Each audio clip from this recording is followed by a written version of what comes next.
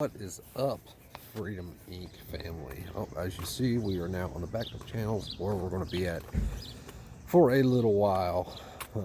Taking a hiatus from Freedom Inc. Different reasons, but time for a hiatus. So I walk into a store today. On the front door, as we all knew was coming, it said mask needed unless vaccinated. So mask needed unless vaccinated. So I walk in like I always do without a mask on. The guy says, "Hey, do you need a mask?" I said, "Do I look like I need a mask?" He said, "Well, I don't know." I said, "Well, then I guess I don't." So I did my business there. I went to another store, Dunkin' Donuts, to get my energy for the day.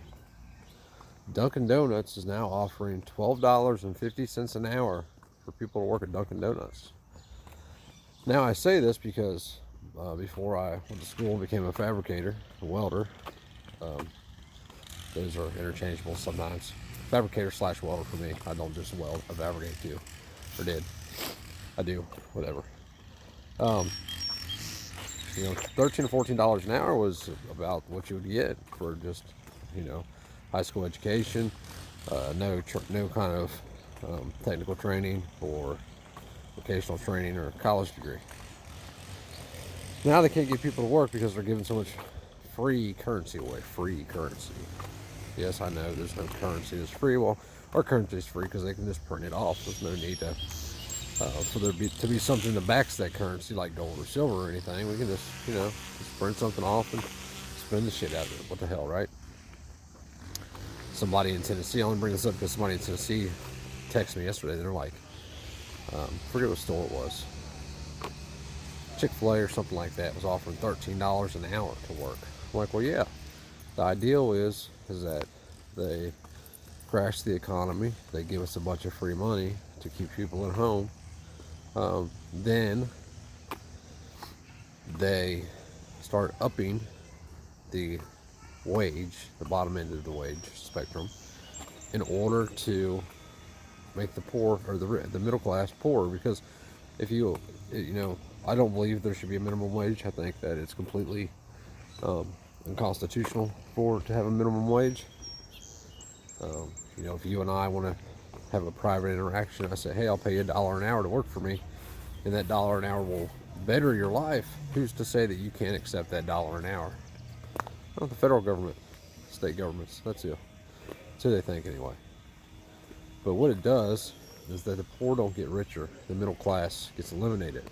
Because the guy that was working next door to that Chick-fil-A, who was in a fabrication shop or whatever, has been there 15 or 20 years, well, damn, can't get away from the noise, working his way up the chain, is still only making, $20 an hour. He didn't get a raise.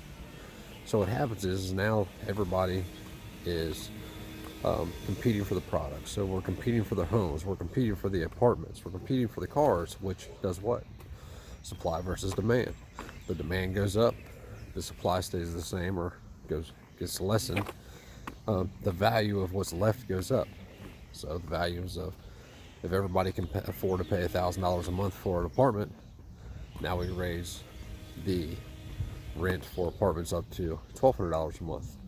Right? You want to get the most out of your product, and that goes across the scale for all products.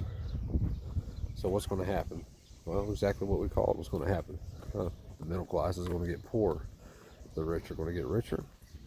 And life will continue on. And no one will care until it affects them directly. Until they see it. Until they see it affecting them. Until they feel it affecting them. Until they watch their dog die or their kids die. Or until they have nowhere to live.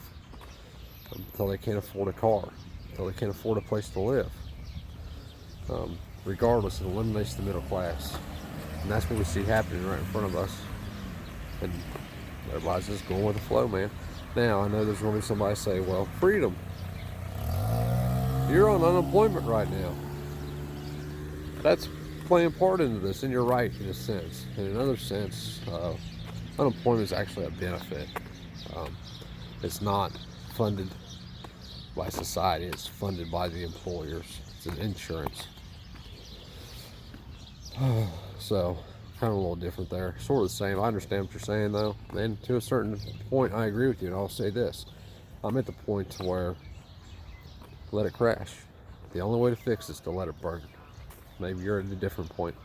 But that's where I'm at, because the people I've seen recently, that people are not ready for freedom. They're not ready to be reliant on, to be self-reliant.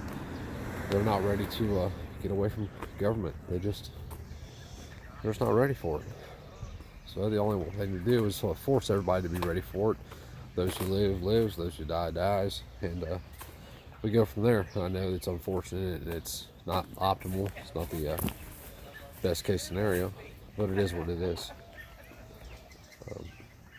Yeah. I don't know what to say about it. That's just kind of where I'm at now, is that we can't fix it because too many people abuse all of it. Too many people abuse welfare, the Medicaid system, especially the welfare system.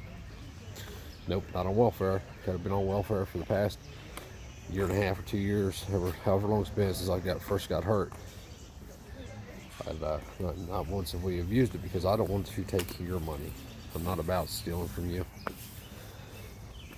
So, and with the vax thing, what'll happen in my guesstimation is that we'll see another scamdemic of some type. And this time it'll be because of the vax people lying.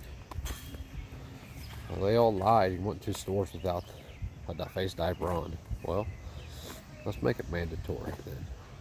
Let's make them prove it. Let's do a vax pass digitally through your phones. Everybody has a phone, right? It's time to wake up, people. The only way to fix it is to reconstruct it. The only way to reconstruct it is if it burns down. I'm not talking about lighting a match, burning it down.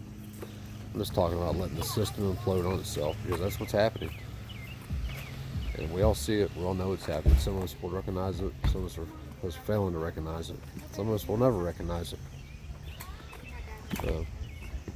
But it is what it is at this point, guys. Be looking out for Patriotic Constitutionalist video, which is coming up. Dry fire faith and the CSR firearms dilemma. It's not really a dilemma. Actually, it's one person. One person sees the. I heard you. I'm coming. I'm coming. One person sees the problem, the other ones don't. But guys, I gotta eat. Holler at you later. Have a good day.